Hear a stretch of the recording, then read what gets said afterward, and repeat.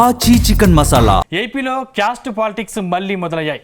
ఎన్నికలకు మరో 3 ఏళ్లు సమయం ఉండగానే ఆ సామాజిక వర్గం చుట్టూ పొలిటికల్ గేమ్ స్టార్ట్ అయింది. ముఖ్యంగా వైసీపీ నేత మాజీ మంత్రి అంబటి రాంబాబు అరెస్టు తర్వాత కాపులంతా వైసీపీ వైపు మళ్లారన్న చర్చ జరుగుతుంది. అటు టీడీపీ నేత వంగవీటి రాధా కూడా వైసీపీ నేతలకు కాపులంతా అండగా ఉండాలని పిలుపునివ్వడంతో రాజకీయం మరింత హీటెక్కింది. ఇంతకీ కాపులంతా ఫ్యాన్ పార్టీ నీడకు వచ్చినట్టేనా?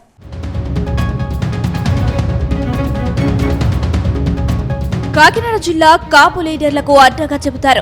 గత అసెంబ్లీ ఎన్నికల్లో కాకినాడ 7 నియోజకవర్గాలలో ఒక కాకినాడ మినహా అన్ని నియోజకవర్గాల్లో కాపులకే టికెట్లు దక్కాయి.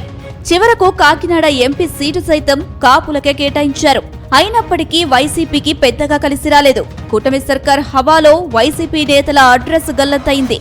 ఆ తర్వాత కొద్ది రోజులు స్తబ్దుగా ఉన్న వైసీపీ నేతలను తిరిగి యాక్టివ్ చేసేందుకు పార్టీ హైకమాండ్ చర్యలకు దిగింది. ప్రస్తుతం ప్రతి అవకాశాన్ని అందిపుచ్చుకొని అనుకూలంగా మార్చుకునేందుకు జిల్లాలో వైసీపీ పడరాని పాటలు పడుతోంది. 2019 ఎన్నికల్లో వైసీపీ కాపు సామాజిక వర్గ అండదండలతోనే ఈ జిల్లాలో గట్టెక్కింది. 2024లో వారంతా కూటమి వైపు మళ్లారు. దీంతో తిరిగి వారిని అక్కున చేర్చుకునే ప్రయత్నాలు చేపట్టిందనే టాక్ వినిపిస్తుంది.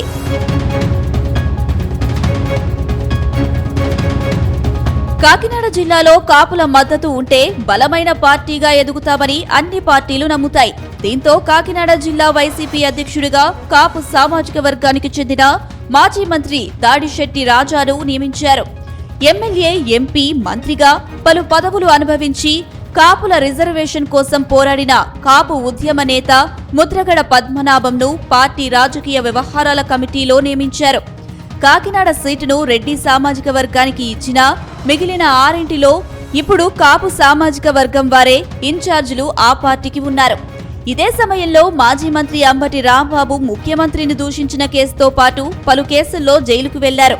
ఆయన ఇంటిపై టీడీపీకి చెందిన కొందరు నేతలు దాడి చేశారు. కాపులను తిరిగి దగ్గర చేసుకునేందుకు అంబటి రాంబాబు అరెస్ట్, జైలుకు పంపడాన్ని వైసీపీ ఒక ఆయుధంగా మలుచుకుంది. ఆయన రాజమండ్రి జైల్లో ఉన్నప్పుడు రాష్ట్ర వ్యాప్తంగా ఆయనను పరామర్శించేందుకు వచ్చిన వైసీపీ కీలక నేతలంతా తొలుత జగ్గంపేట నియోజకవర్గంలో కెల్లంపూడిలో ముద్రగడ పద్మనాభం నివాసానికి వెళ్లి ఆయన ఆశీస్సులు తీసుకుని అనంతరం జైల్లో ములాఖత్కు వెళ్లేవారు. తద్వారా కాపు సామాజిక వర్గం వైసీపీ వెంట ఉందని చెప్పకనే చెప్పే ప్రయత్నం చేశారు. గత అసెంబ్లీ ఎన్నికల్లో ముద్రగడ పద్మనాభం పవన్ కళ్యాణ్ పై సవాల్ విసిరి ఆ సవాల్ ఓడిపోవడంతో తన పేరును పద్మనాభరెడ్డిగా మార్చుకున్నారు. అయినప్పటికీ ఆయన కాపు సామాజిక వర్గ నేతగానే వైసీపీ చెబుతోంది.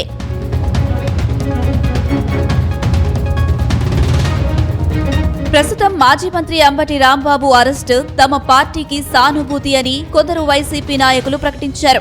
టీడీపీ ఇదే జిల్లాలో కాపులకు ప్రత్తిపాడు, పెద్దాపురం, జగ్గంపేట టికెట్లు ఇవ్వడంతో వారంతా గెలిచారు. ఇక జనసేన నుంచి పవన్ కళ్యాణ్ తో పాటు రూరల్ నుంచి కాపు నేత పంతం నానాజీ ఎమ్మెల్యేగా ఎన్నికయ్యారు. ఇప్పటికీ కాపులు తమ వెంటే ఉన్నారని టీడీపీ, జనసేన చెబుతున్నాయి. అంబటి రాంబాబు వ్యవహారంతో కాపులు తమకు అండగా ఉన్నారని జిల్లా వైసీపీ నాయకులు భావిస్తున్నారు. ఇందుకోసమే జిల్లాకు చెందిన కాపు వైసీపీ నాయకులు అంబటిని జైల్లో కలిసి వచ్చారు. ఇదే సమయంలో తొని నియోజకవర్గం డి పోలవరంలో దివంగత నేత వంగవీటి రంగా విగ్రహావిష్కరణ జరిగింది. ఈ కార్యక్రమానికి ఆయన తనయుడు టీడీపీ నేత వంగవీటి రాధా హాజరయ్యారు. ఈ ఆవిష్కరణ కార్యక్రమాన్ని విగ్రహం నెలకొల్పిన వైసీపీ జిల్లా అధ్యక్షుడు దాడిశెట్టి రాజా, వైసీపీ యువజన విభాగం రాష్ట్ర అధ్యక్షుడు జక్కంపూడి గణేష్లకు అప్పగించారు. వారిద్దరూ కాపు నేతలే.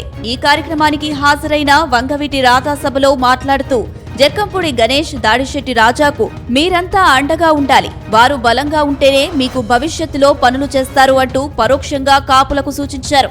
దీంతో రాధా కాపులను వైసీపీకి మద్దతిమ్మన్నారు అన్న ప్రచారాన్ని ఆ పార్టీ చేసుకుంది. ఆయన మాత్రం 2 కాపు నాయకుల పేర్లు చెప్పారు.